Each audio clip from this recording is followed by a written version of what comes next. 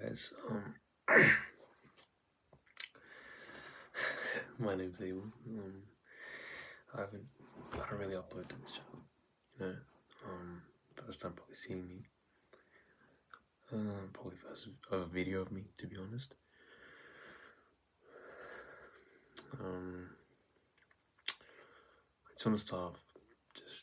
I'm just making this video just to express what I've been feeling for the past 2 months, 3 months, for a while, and it's just problems that I've faced throughout 2-3 months. Just want to tell you guys, it's just building up inside of me.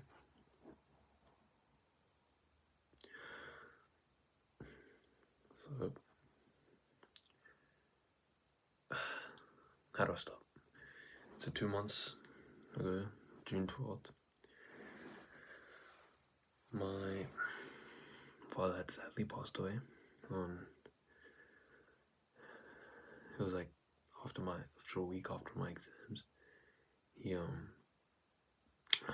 had passed away because of cardiac arrest, right? Complete shock.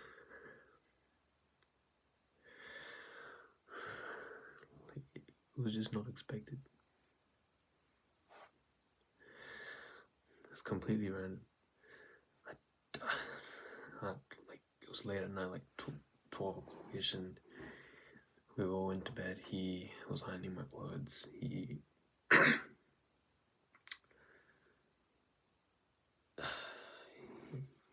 just prayed as well. We finished praying. He went outside. He then ironed my clothes, and then he finally said goodbye to me. I mean, good night to me around 12 o'clock, because I was watching anime on my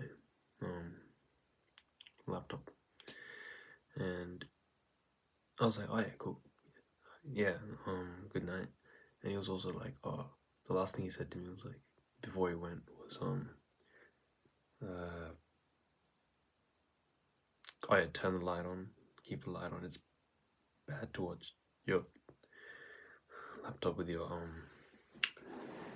with the light off. It's bad for your eyes. And I was like, oh yeah, cool, yeah, I'll just turn it on. Didn't mind anything.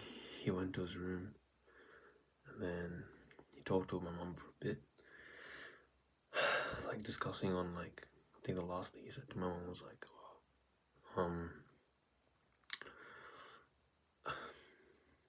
it was my sister had a few assessments on the next day, and to maybe let her skip school for that one day, because she has a lot of assessments, and she was kind of stressed, so he was like, alright, just keep her at home, let her finish her assignments and stuff. And then she went, and then he, I guess, kind of fell asleep. My mom was still awake during this time, by the way, so he fell asleep. 2 minutes later, he made some weird sound, right? My mom heard this because she was awake, and she was confused because my mom's a nurse. She's a cardiac nurse, working at Mount Hospital in Perth. I live in Western Australia, by the way, and she instantly knew it was cardiac arrest, right? So then she went to she instantly full tapped him. She full tapped him. He wasn't responding. She quickly jumped off the bed, turned the light on, just seeing my dad unconscious on the bed. In that moment, she screamed. She full screamed my name. I was, I think I was just going to bed during that time because I was awake, because I instantly heard the scream, right? And me and my cousin, we sleep in the same room, because we don't have enough room. We share a room, right? So, oh shit, sorry.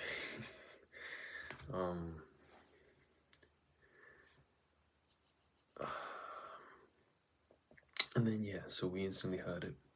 We rushed to the room, and then we just see my dad on the bed, just unconscious, without any movement, without any breathing or anything.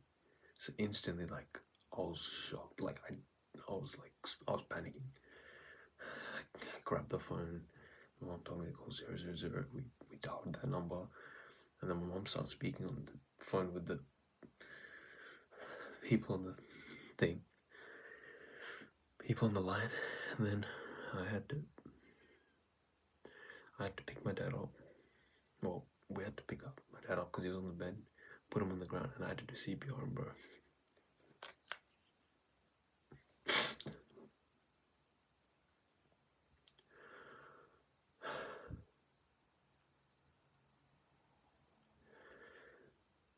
I had to. I'm sorry, guys. Like every time I just think about that moment, it just hurts hurts me, you know. Then yeah, I had to do CPR on my dad, and he wasn't responding even the slightest bit. Like 30 CPR, like I knew how to do CPR. I was doing it so hard, like I'm like if I swear if I was on time, I could have saved him. But I did it for like 7-8 minutes straight, no response, nothing. Then the paramedics came. They even tried. They did the defibrillator thing, but it wasn't working. His thing, it wasn't even starting. So they just said they're gonna give up, and they told us the news that he was gone. Now, in those moments when the paramedics came and they were doing their thing for like a whole 20-30 minutes, they were trying, but it was no use. Me, my mom, my sister were praying, but there was so much yelling, there was so much screaming. Like we were literally on our knees to God,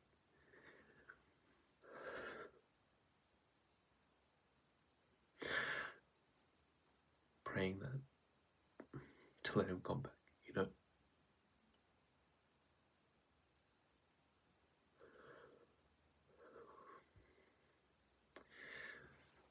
Just praying to like let him, you know, come back to life, or to be alive, you know.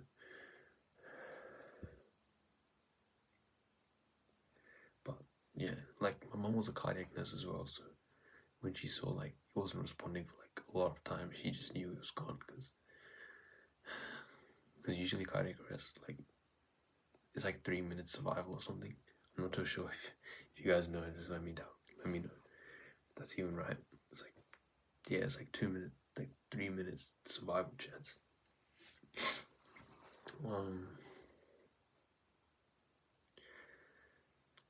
And yeah, that's pretty much what happened. Then the funeral happened and all that, and then it was just such a mess, man. Completely random. Like, it's been 2 months now. It's like, yeah, it's more than 2 months. It's gonna be nearly 3 months in like 2 weeks, I think. Yeah, exactly. Yeah, in exactly 2 weeks, it's gonna be 3 months since he's gone. But all those events, man, like, I don't even know what happened. It doesn't even feel like that long. And I really miss him.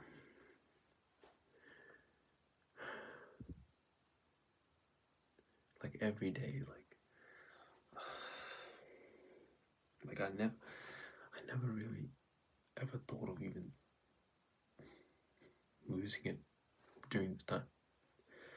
I always thought like they'll take like your parents, whenever you manage them passing away, it's like not a reality you want to think. But like whenever I was a kid, or even like before, like I would always think when my parents died, like, I always cry, right? I always feel so sad. Like I'm like, okay, that's gonna happen way later. Man, it's not. Life's not fair, man. It's just not fair. It can happen anytime. Just like how it happened with my dad. It just happened anytime. And I mean, you're 12 as well, so I'm in your top one, so it's like sort of, oh my gosh, it's like a really important year. It's like a really important year because like next year's uni and all that, so I have to prepare for my ATAR, things like that, and it happened during a crucial moment as well. It's like so bad, and really like when I'm at school, I don't really think about it because like friends are around me. I don't really show or like how I'm feeling sad or whatever.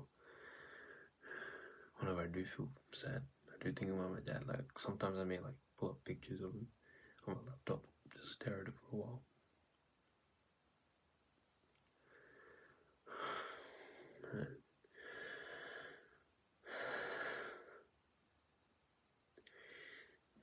It's just so sad, man. I just really want to hug him.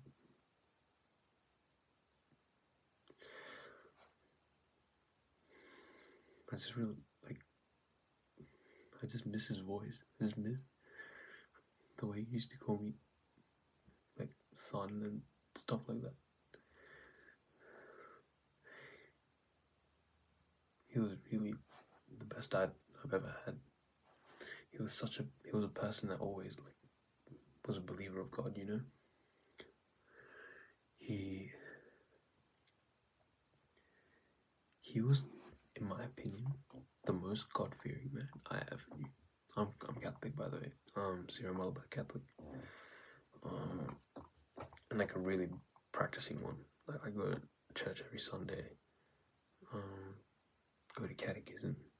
Go to church festivals, prayer groups, prayer meetings. Like really practicing Catholic. And my dad was like one of the, I guess, top people in it.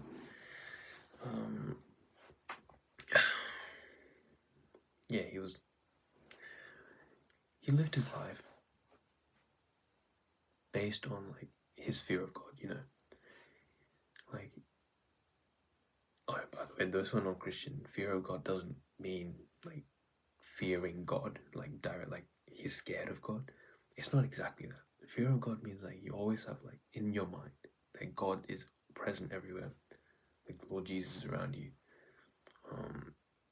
Like he's watching you every day, and like it's like the mindset that God is always present, and whatever you do, whenever you do, like whenever you do whatever like action you take, it's always like you have that in mind, like to take good decisions, bad decisions. He always had that mindset. So he was 51, by the way.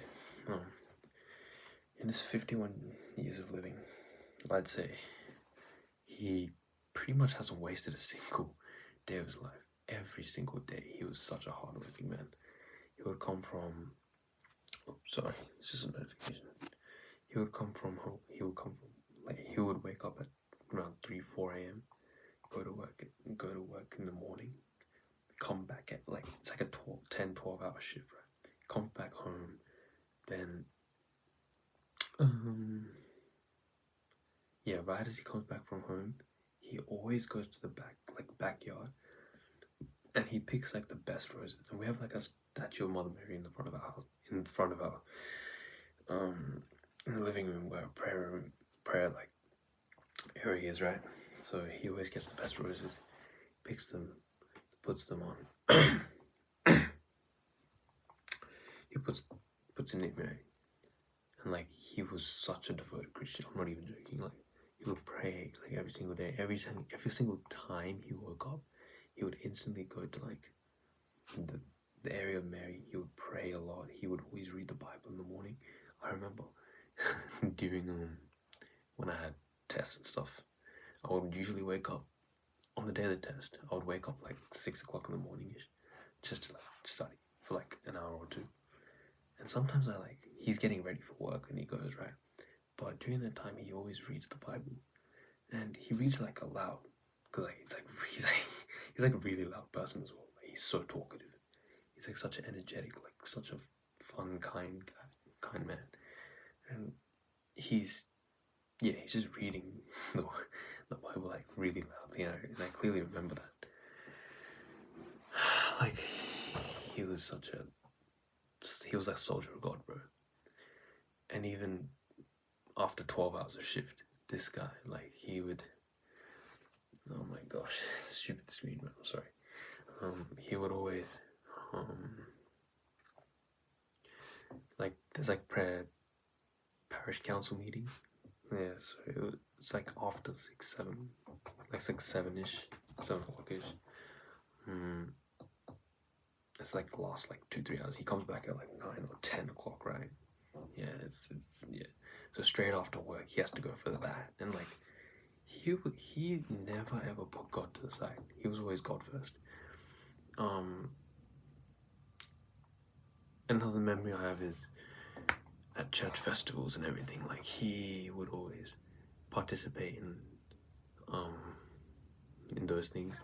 Even like the church like sells fundraising stuff, such as like jackfruits, like banana, like trees, because like, it's Indian, right? So like those things that are worth like very little money, this guy would like. It's like a betting. It's not betting. It's like a. How do I explain it? It's like.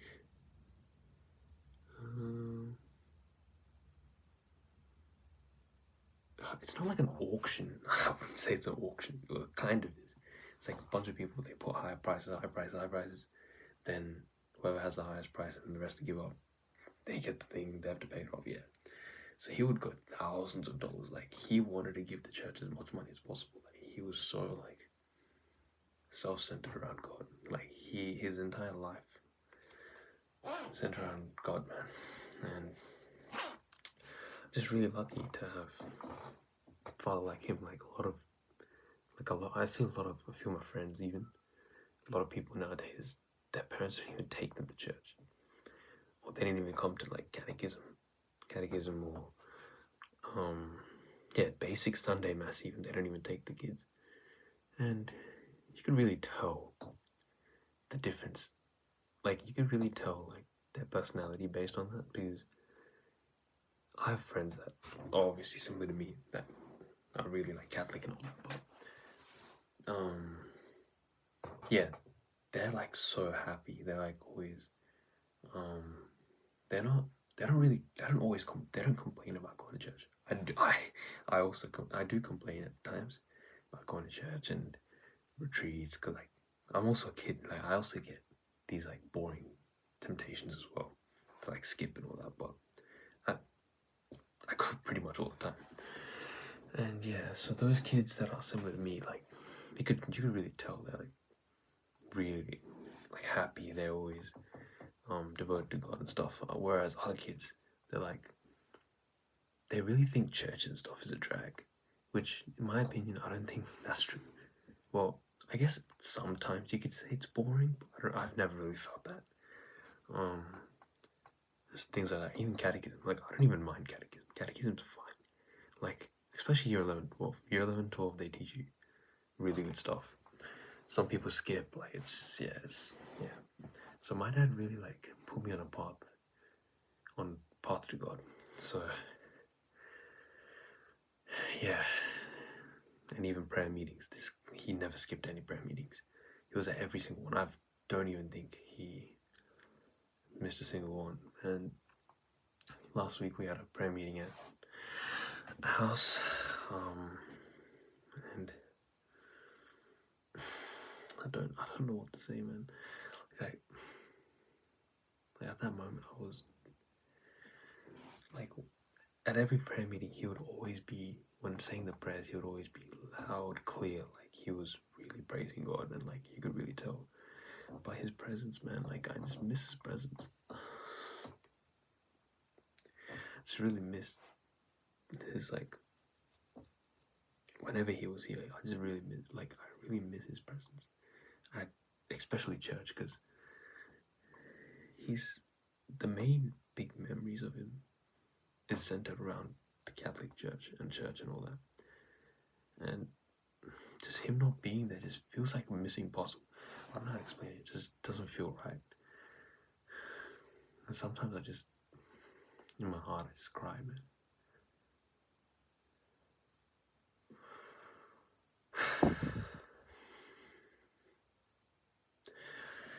I just cry.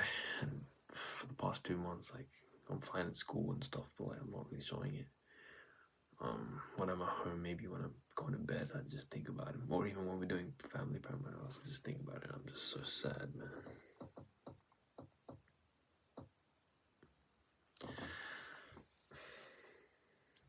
And like, another thing is my mom, man. Like, even today, like I know she does this, but like, she doesn't seem sad. Obviously, like around people, because like I have like uncles, cousins, and stuff staying in my house, but yeah, she doesn't feel sad. But but when she's like alone, like in the shower, I can hear her cry, man, and it just breaks my heart. Because my mom's doing so much for me.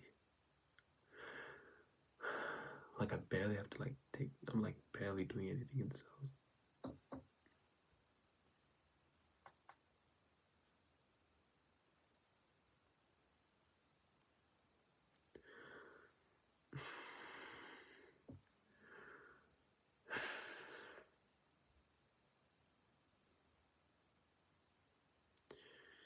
Like she's been pretty much running so many things. Like usually she goes to work 5 times a week, right? I mean, like I think 3 or 4 times a week. They're all night duties, but she's now taking 2 because obviously what happened. Like it's just heartbreaking for her. Like, it's just so sad to see her sad, bro.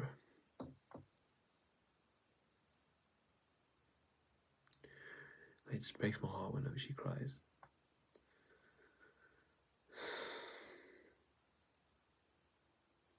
Like I also like she's way more sad than me. Like I'm only standing a bit strong, but she's just like she's so tough. She's so strong. Like if you were to ask my mom when my dad was alive, like what would you do without dad? She would say she wouldn't live. Like she wouldn't even live. She can't live without dad. Like he was a man. He was like the best husband in the world. Took care of my mom, me. Like his love, even like I'm 17, but his love, although although I only had him for like 17 years, it really like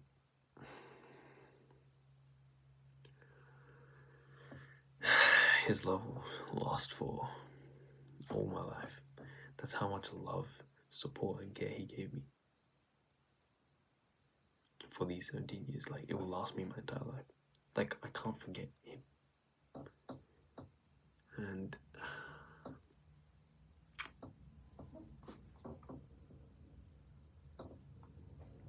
it's just been a bit rough. Like I cry every night. Not every night. Say most nights. Like whenever I'm going to bed, I just think about my dad and I cry. Like his presence in our home was unmatchable. He was always loud. Like he's always like energetic. Like he was literally like the light of our family. And like it's just gonna be more quiet now because he's not here. And the amount of like enjoyment, laughter every day was such a happy day. And throughout my life, I've had a pretty comfortable life. Like I've never had really any problems. I was enjoying my life, you know, but like this is the only problem I've ever faced, you know. Yeah, and it's a big one, so yeah. But I've been looking at the Bible a bit recently, and I heard my local priest also talk about this, that if your life doesn't have any suffering or any major suffering, and you're like going on an easygoing life, you're on the wrong direction. You're like going in the wrong direction. and it's like kind of a bad thing. You should be kind of scared about that, because in order for you to have a life that goes to eternal life, or in order to achieve heaven, the final destination of us Catholics, you must have a life that is, oh my gosh, sorry, that loves God, that worships Him, no, that loves God, loves others, fearing God, living life of Jesus. This is a big one. You have to live the way Jesus lived, and through His actions. Things like that. So if you're not living a life like that, then it's pretty bad. So, and to be honest, I'm being completely honest. I haven't been that I'm not as strong of a faith. I don't have as strong as faith as my dad. My dad's like here, I'm like here. Like it's crazy difference. But yeah, I wouldn't I wouldn't like read the Bible like that.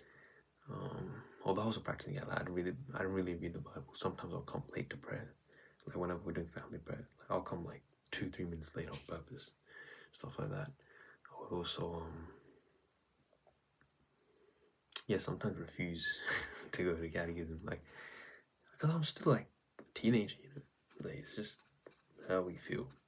But yeah, yeah, this thing happened in my life, and I really have like that strong like switch in me to switch the way I think and the way I do things now. Yeah, which is crazy, and I would just love to live the way my dad lived, you know. But yeah, it's just been rough, and I just don't like. It's been really tough for me, to be honest, and just wanted to share with you guys. To be honest, the loss of my father isn't the greatest loss right now, because there are many people out there that have much worse things than me. Like some kids don't even have parents. At least I have. I've had both parents, both loving, caring, like non-abusive, like non-alcoholic, like both parents with great qualities. And even though my dad was only for 17 years, he was at least there for 17 years, right? Like I should be grateful for that, because some people don't even get parents when they're even born. So I'm just extremely grateful for having such a great person in my life, and I'll never be able to forget. But yeah, I just want to share my experience. It's just been really rough for me, but we keep praying. You know, God always has a plan. And I believe in His plan. It's probably for the better. You know, maybe my dad had to pass away in order for me to change my habits, my way of thinking, my things like that. And it's okay. I understand that. It's like, yeah, but I just want to share experience with you guys. And yeah, first video, but yeah. Alright, catch you.